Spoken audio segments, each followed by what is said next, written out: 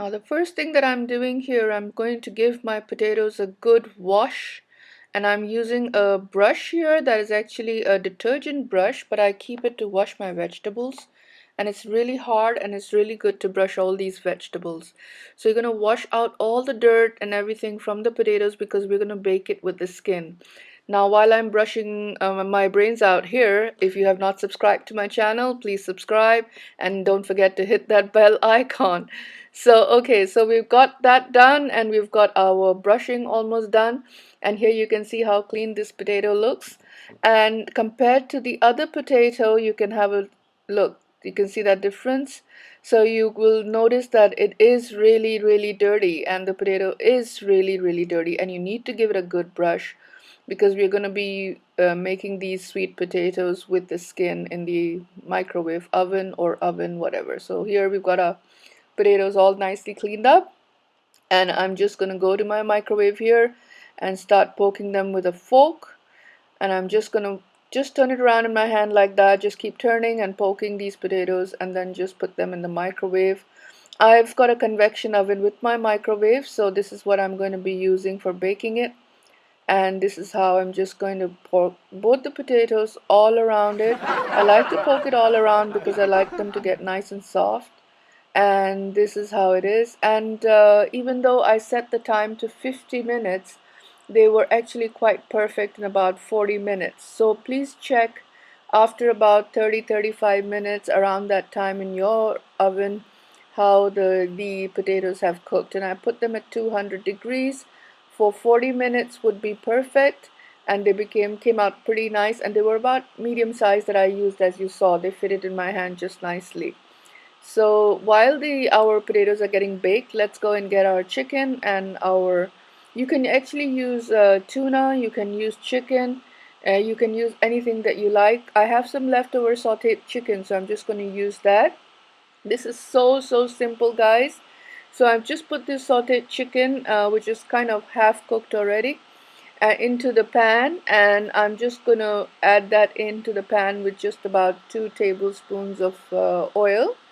Any kind of oil that you like. I like to cook with olive oil or any kind of nice non-fragrant oil, and you can use that. And then I've put that in the pan here, and I've got my medium high heat. Yeah, because my chicken's already cooked. My these corns are already, not prawns, corns.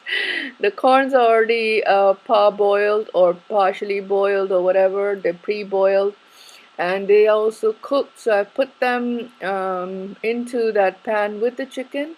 It's so simple, and we're just going to add about 4 to 5 tablespoons of this Heinz barbecue sauce. Now you can use any brand that you like. This is not sponsored by video. It's not sponsored by Heinz at all. So you can use any kind of barbecue sauce that you like. Of course, you can use original, you can use smoky, you can use whatever you like. I just like this sauce because it's a bit smoky and it's a bit sweet and tangy and stuff like that. So I like this sauce. And then once you put your sauce in, you're just going to give it a good mix. And because the corn is frozen and my chicken was also from the fridge, there will be some liquid or moisture that will be released. So we need to cook that out first because we need this dish to be a little dry. So that the barbecue sauce is going to stick to our chicken and our vegetables and whatever. Of course, you may choose to use any vegetable that you like. You can even put in bell peppers, things like that. I just want to make this really quickly. Now here we are going to be using something that you've seen before in my other video. If you haven't seen it, I'll link that below. I like to use this lemon and herb seasoning. I really like it. So you can try any other brand of lemon and herb seasoning, and I'm just going to put a nice 1 tablespoon of that.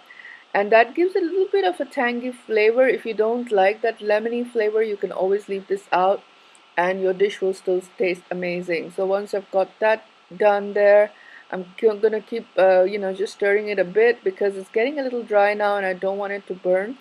So it looks like it's almost done, and you can see that the barbecue sauce is totally drying. Now you need to leave a little sauce there because when it cools slightly, it is going to thicken further. So I'm going to switch it off here, and I'm going to go and check on my potatoes because I think they're just about done. So here you can see we're just about to get the potatoes done. And here we are. So let's check this out. Okay, so they look amazing. Look at that. They have actually made a little mess in my microwave. Oh my god. Okay, so I forgot to put my baking paper underneath. I would suggest you put some baking paper because the potatoes do release some starch or whatever, but that's not a problem. The microwave has a glass plate, so it's just gonna wash that out. And we're just gonna put these potatoes in our individual plates. My hubby and I are gonna have this for lunch. This is our lunch today. So I put this in the plate, and what we're gonna do is, because it's pretty hot to handle, you can just use your tongs or spatulas or whatever, but I'm quite used to the heat by now. So I just gently hold the corners, and then I just slit it in the middle, and you can see what a beautiful orange color that is. So it's really, really nice. You can of course use your choice of sweet potatoes, but I love using these ones are from Australia, and we buy them here in Singapore, and these are really, really yummy. Still, the potatoes would be a bit dry, so it'll be nice to like have something a little saucy with that, and of course the little bit of tartar sauce adds some excitement to this.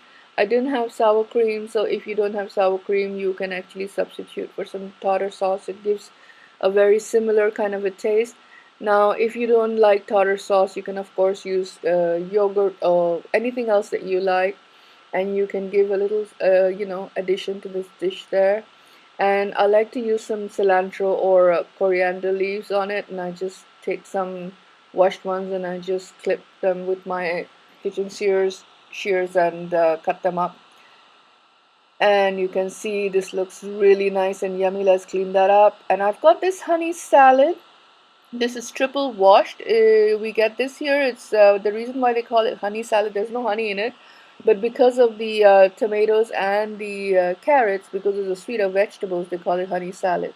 So this is a really nice salad. I think it's very easy and very, like most people like this salad. So it's quite a crowd pleasing salad, and it comes with some cherry tomatoes and stuff like that, and I've added extra olives which I had lying around, so that looks really nice. You can see it looks very appetizing, very healthy, and it's a very nice and healthy meal. And you can actually serve this at parties. You can make your own baked potatoes even and have them in dishes, and you can put the fillings and dressings on the side, and people can always help themselves. So I hope you enjoyed this really quick and easy dish that I like to have for our lunch once in a while, and I hope you're going to make this for your family.